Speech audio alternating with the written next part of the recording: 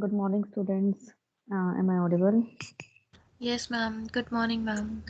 Morning. Good morning. Still few students to join. Okay.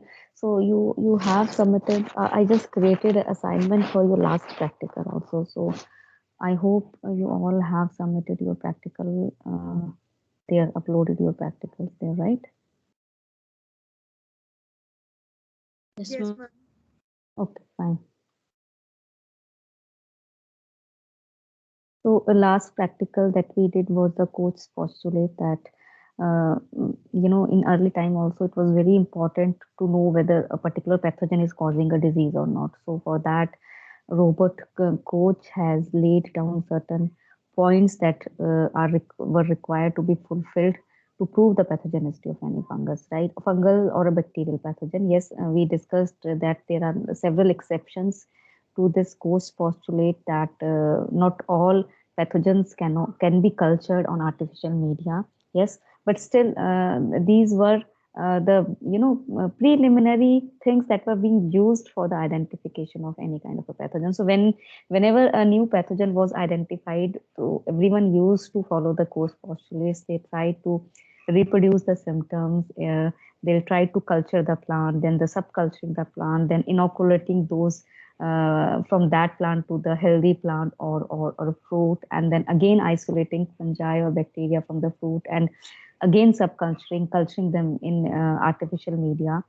And then again, when the colony is being grown, then we see under the microscope whether the similar kind of a pathogen are there, right? So we see whether the symptoms we are able to reproduce the symptoms or not. So these were the guidelines which were being followed, right? Until now we do these kind of a thing, right?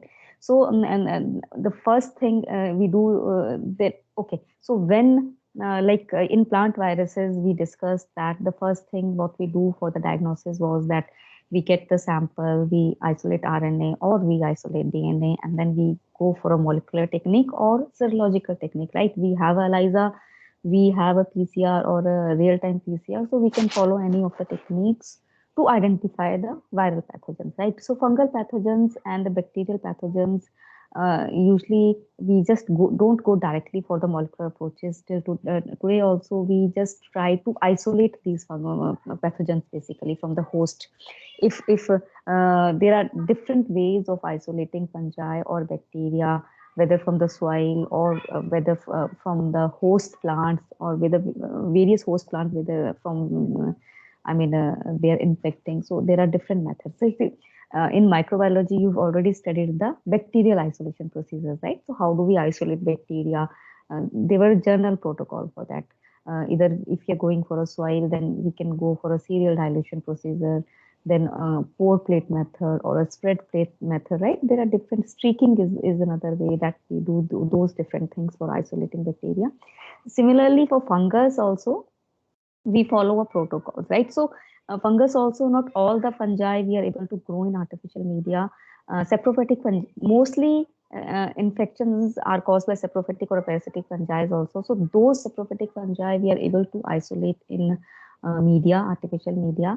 And there are many fungi which we are not still able to isolate, or in some fungi we might need to add some components to media to isolate them, right? So this is a basic protocol that usually we follow for isolating a fungi also. For example, if I'm talking about the endophytic fungi are those fungi which are infecting plants and they are found inside the plant. So how do we isolate those endophytic fungi? So before we discuss the whole protocol, so just the overview is that we'll go to the field, will get the infected sample, right? That could be your stems also, that could be your barks also, that could be your leaves also, right? We'll get them to the lab.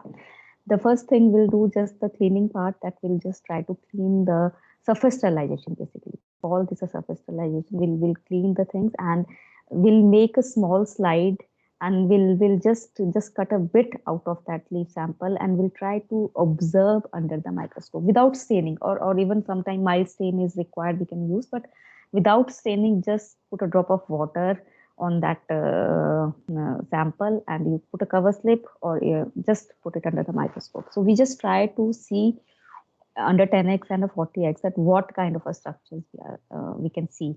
So if we are able to locate the spores or the fruiting bodies, basically fruiting bodies, right? So if fruiting bodies are there, definitely spores will be there, right?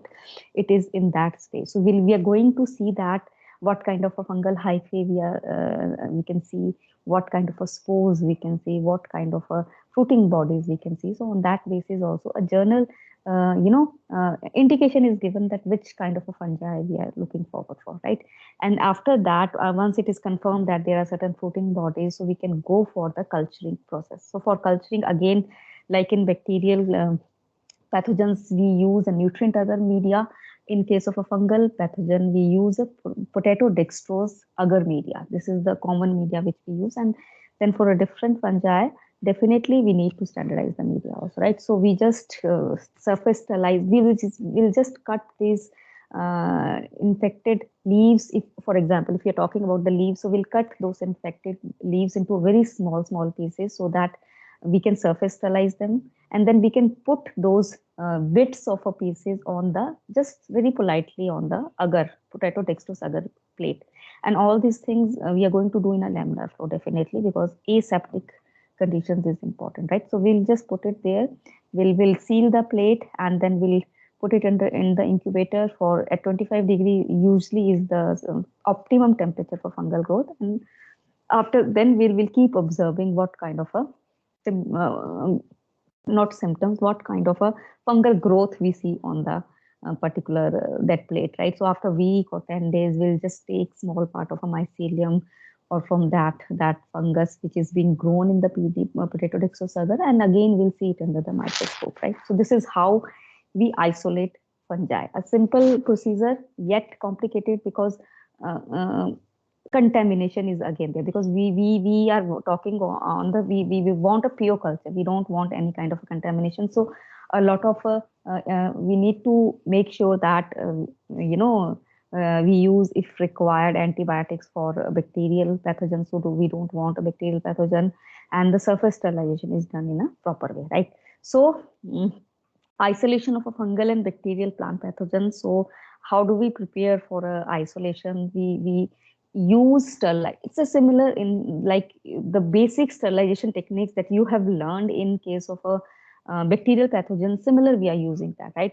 The glassware should be sterilized, like petri dishes, test tubes, pipettes. Then we use a different solution for sterilizing the infested tissue to eliminate the surface contamination. So surface sterilization of the tissues is required, right? And most commonly used surface sterilants are 0.5% sodium hypochlorite solution. So we make this solution, right? And then it is used for wiping infected tissues, dipping sections of such tissues in it, and wiping down table or a bench surfaces also, right, before making solutions. And 70% ethyl alcohol, which is again used for a leaf tips for 3 seconds or more.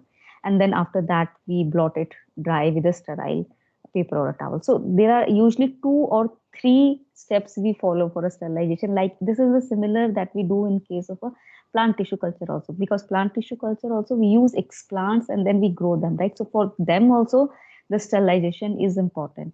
And here also a similar kind of a surface sterilization is being done before we use them in the media for growing, right? Then we prepare the culture media for which the isolated fungal pathogen or bacterial pathogen will be grown.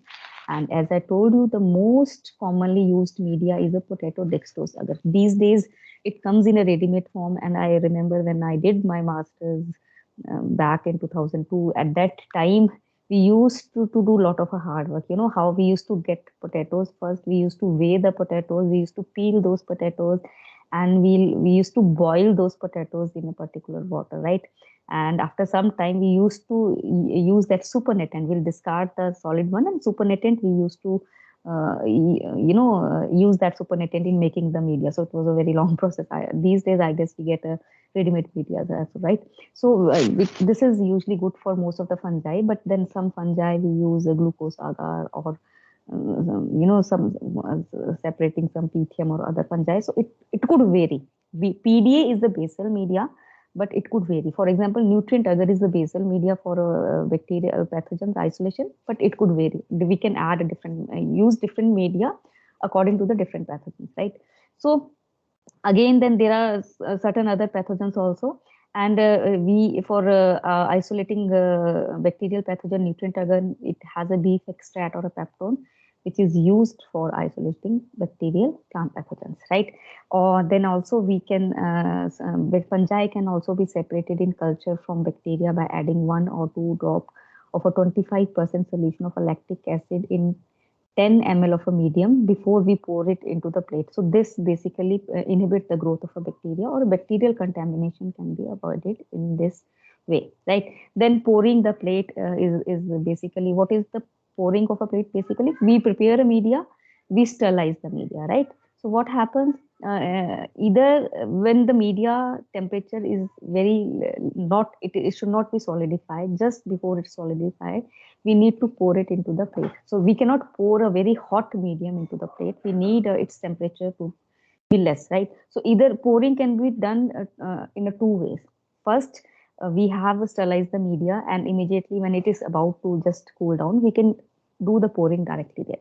Sometime there's another step, right? Sometimes what happen, we don't use directly the media that we have prepared for a pouring. Why? There's one major reason for that, that we need to check the contamination in media. Sometimes autoclave is not working properly, or due to any other reason, our media is not being sterilized properly, right? So this will basically spoil our experiment for a longer time.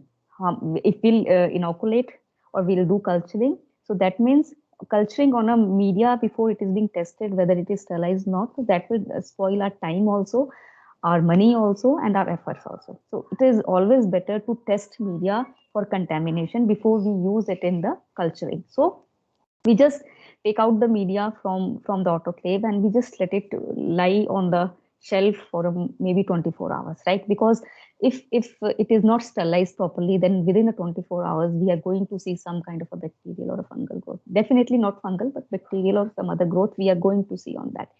Then we can discard the media and we can see what went wrong, and we can do the sterilization again, right? So this saves our effort. So it is always recommended that store your media for 24 hours at least before you use for culturing, right? So once it is already solidified, so we need to liquefy it, right, in order to do pouring. So for that also there is a separate procedure. We cannot just boil it and just pour it. No. The best method is that boil a water in a water bath or something, or in some container, and put your media in that, so it will be slowly melting. This is the safest way basically, though it takes time, because yes, sometimes in a hurry we do that. If the media is in a smaller amount, we put it in a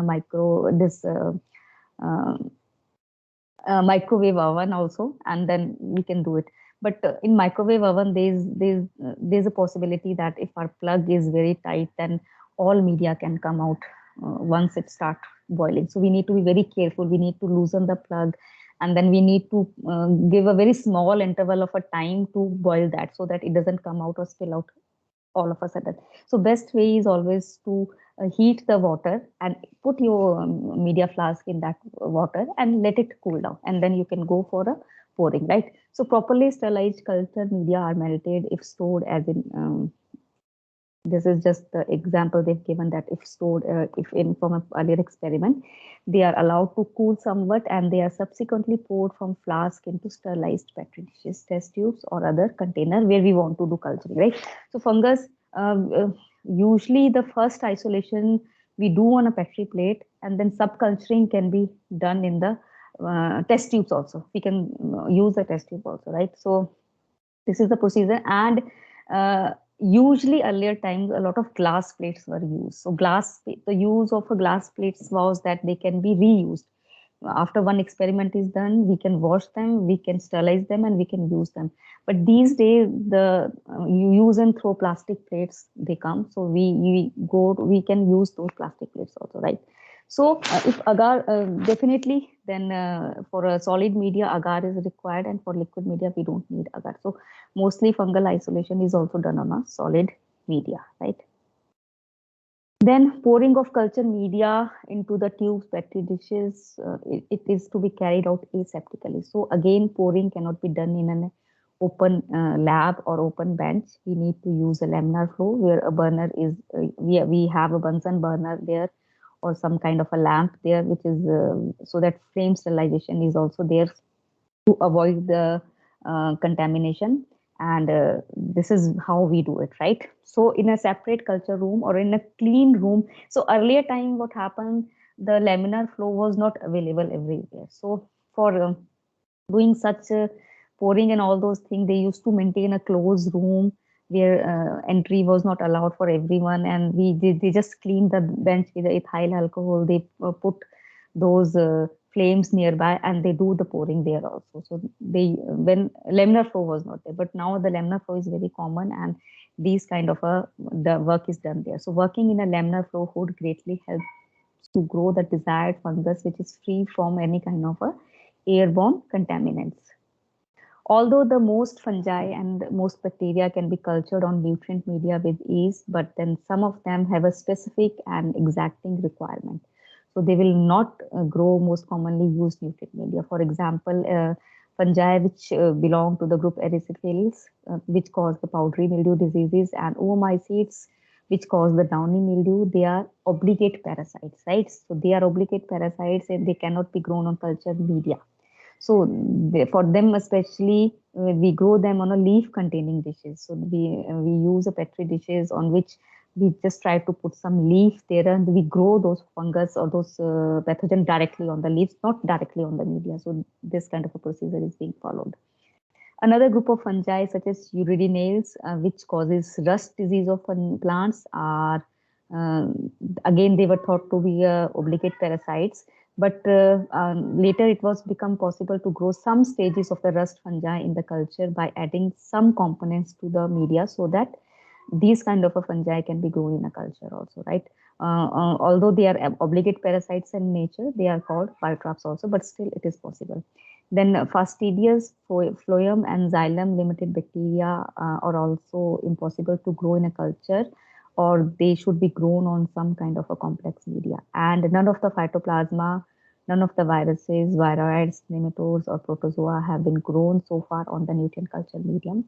So for them, we need a living host. We cannot grow them on artificial culture, and we all know that, right? So isolating the pathogen. So if we are isolating it from the leaves in case of a fungi, so we cut several small sections of 5 to 10 mm square size from the margin of the infected lesion, so that they contain both diseased and healthy looking tissue also. So it's not that we use only the diseased tissue. We should have some of the diseased tissues also, some of the healthy tissues also. Just give me 1 second. Huh?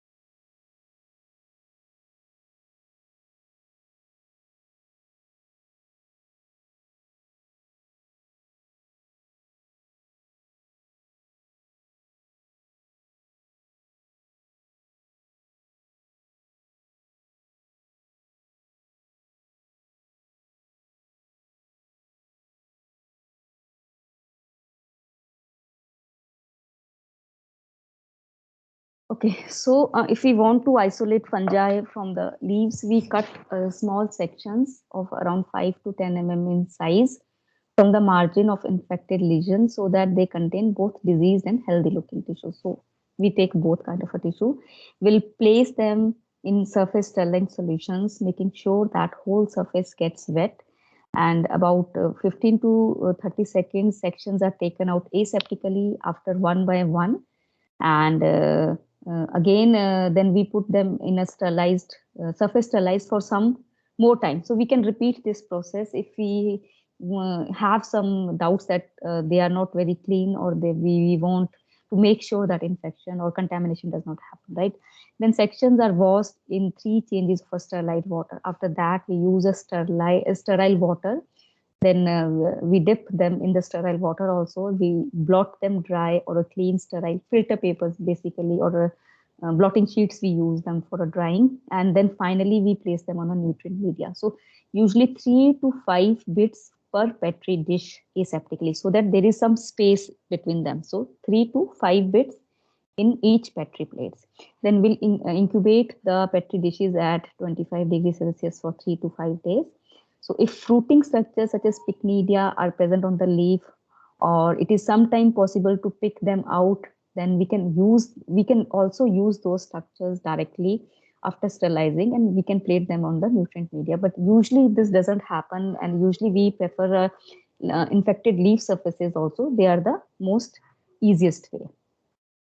Bacteria, you all know that a serial dilution method is often used to isolate pathogenic bacteria from diseased tissue contaminated with other bacteria. So after surface sterilization of sections of diseased tissues from the margin of the infection, sections are ground aseptically but thoroughly in a small volume of a sterile water. Then the part of a homogenate is diluted serially in an equal volume of 10 times the volume of the initial water. So we do a serial dilution.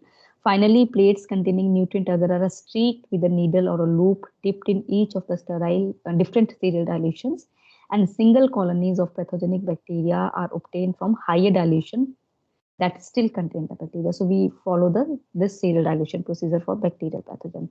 So sometimes pathogens we take from a stems, fruit, seeds, or other aerial parts also, right? So the similar method that are being used for our leaves can be used for all other parts also. So we can go for that, right? However, in addition to these methods, plant pathogens can be isolated easily from infected stems and fruits in which they have penetrated very deeply. This is accomplished by splitting the stem or breaking the fruits from a healthy side first and then tearing it apart towards the infected margin. So we expose the tissues not previously exposed to a contaminant. So we don't touch them with a hand or a knife, right? So that they don't get contaminated. So we cut small sections of a tissue from the freshly exposed area and advancing margin of the infection with flamed scalpel. So scalpel is very commonly used during the inoculation process or for cutting, right? Cutting the tissues. So we sterilize by flaming it, right? And then we put it directly on the culture media. From roots, tubers, fleshy roots, vegetables, and fruits in contact with the soil also, we can isolate pathogens from them also. So when isolating pathogens from any diseased plant tissue in contact with soil, so soil के साथ contact में है, that means a lot of contamination could be there because not of other saprophytic pathogens or organisms could be present there, right? So for and there's also one problem that when tissue is in contact with soil, the additional problem of a saprophytic organism which invade the plant tissue after it has been killed by the pathogen. So other pathogen could also be there. So for this reason, the first step in isolating the pathogen is repeated thorough washing of such diseased tissues to remove all the soil, most of the loose decayed plant tissue in which decayed plant tissue may he saprophytes present only, right? So if disease root is small, once it is washed thoroughly, pathogen can be isolated by following any one method that we have described for the leaves also. So if isolation is attempted from fleshy roots or other fleshy tissues penetrated only slightly by the pathogen and showing only the surface lesion, the tissue we wash it free from the soil, and several bits of a tissue from the margin of the lesions are placed in this one solution which is called a Clorox solution, right? Then the tissue sections are picked off the solution from one by one. They are washed in a sterile water, they are bottled, and then they are again placed on an agar in the Petri dishes, right? So if the pathogen is penetrated deeply into the fleshy tissue, the method described earlier for the stems and fruits can be used for the isolating that particular pathogen, right? So this is a basic protocol for isolating a particular pathogen from a plant which is infected by bacteria or which is infected by the fungal pathogen. So this is a method that we usually use, right?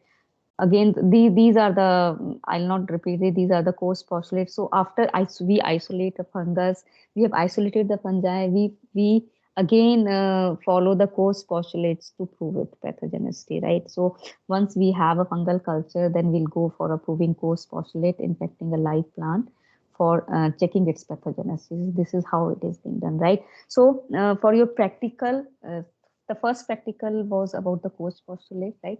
Second practical, you write about isolating fungal pathogens from the plants, right? third practical would be isolating bacterial pathogens from the plant. So in this lecture, there's a experiment is not totally given. We have explained both about the bacterial and fungal pathogens, but you'll write it separately. You'll write separately for the fungal pathogens. You'll write separately for the bacterial pathogens, right? So one experiment would be the isolating fungi from plant. Then second would be isolating bacteria from plants. So this will make your total 3 experiments till now, right? So if there's anything you want to discuss or clear, please ask your questions if you've not understood anything or something like that.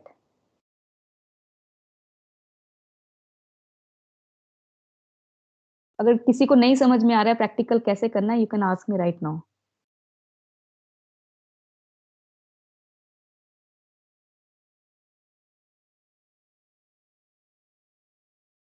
Okay, so copy paste नहीं करना है. First understand, write it, read, this is a reference, read it properly and then write it in your own words. तो process कैसे करना है वो इसमें पूरी तरह से एक्सप्लेन है, right? So I don't think, don't just copy paste, because आप कॉपी पेस्ट करोगे तो आपको समझ नहीं आएगा. That means you have not understood it, right? The same was I saw the last time also. You guys have just you did that DNA isolation experiment also, that PCR experiment also, and you all of us just copy pasted the things. किसी ने नहीं लिखा था कि कौन सा plant tissue लिया है, किसी ने नहीं लिखा था कि हमने कौन से प्राइमर यूज किए पीसीआर में, हम या हम किस वायरस के अगेंस्ट कर रहे हैं और हम या किस प्रोटीन को हम आइडेंटिफाई कर रहे हैं. नो, दो यू सॉ द प्रोटोकॉल, किसी ने नहीं पूछा.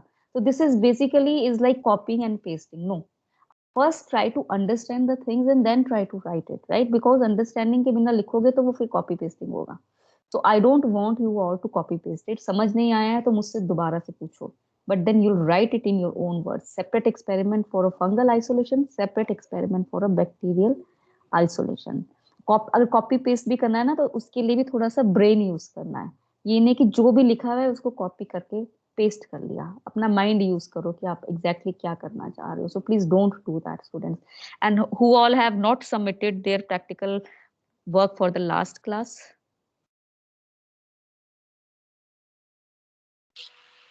Ma'am, I haven't submitted it yet because it for some reason wasn't accepting it. So I'll try to do it again by this evening. कभी तो बहुत कम नहीं किया है. I guess I see Yukta, I see Sanjana, I see Nehal, then I see, that's it. I guess no one has submitted. So I'm creating a assignment for today's work also, and you're going to submit. And right now, just start doing it and submit it, right? So I'm not going to close the meeting. You're going to write it right now and do it right now. Because if, yes, whose hand is raised? Yes, Devanshi. Ma'am, I also have submitted my practical one. अच्छा, तो मुझे तुम्हारा क्यों नहीं नजर आया? Let me check again. Devanshi, हाँ Devanshi, yours is done and sorry I forgot. So please है ना, do it. जिन्होंने पिछला कर लिया वो आज वाला करेंगे और जिन्होंने पिछला नहीं किया वो पहले पिछले वाला करेंगे. And अथोएवा is still not there. आधीश क्या हुआ? You did not talk to अथोएवा?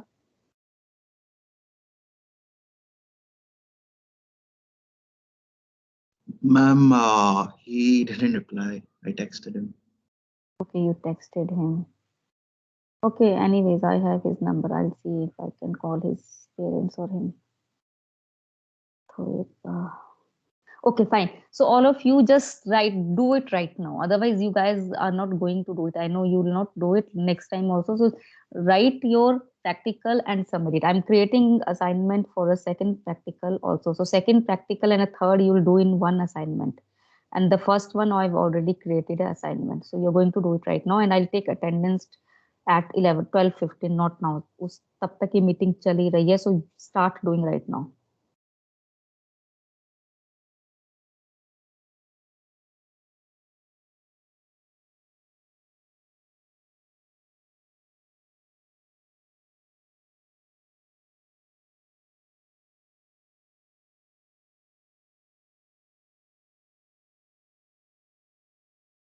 So I've created assignment for practical 2 and 3, and there's an assignment for practical 1 upload also, right?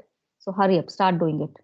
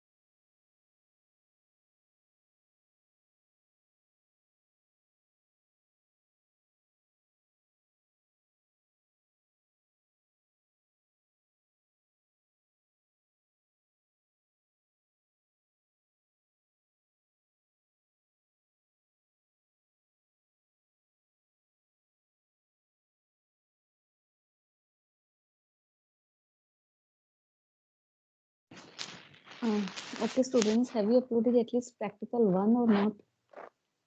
Those, Yes, ma'am. but Yes. okay, I still see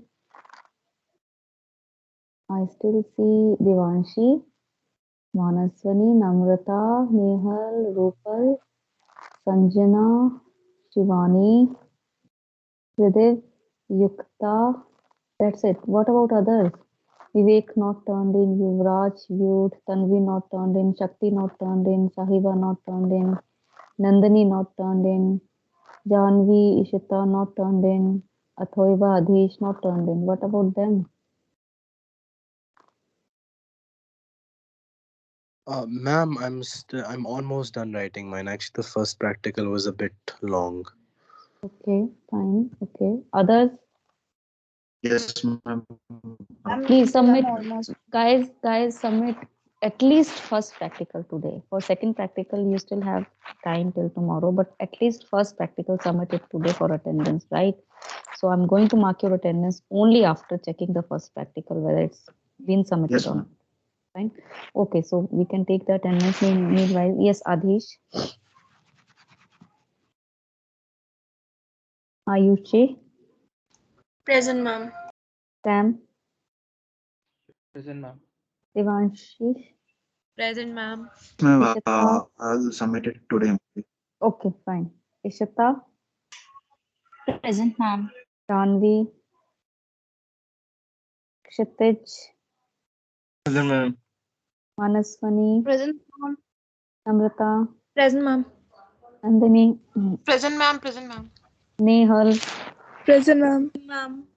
Present, ma'am. Rupal, Present, ma'am. Sahiba, Present, ma'am. Sanjana, Present, ma'am. Shakti, Shivani,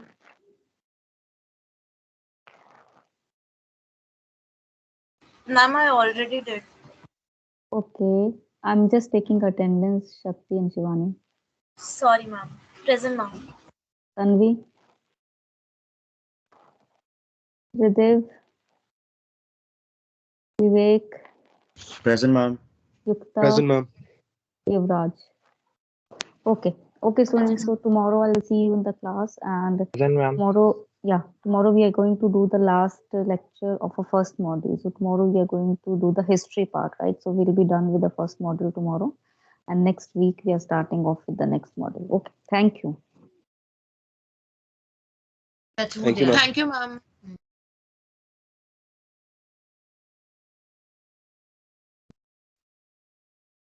Thank you, ma'am.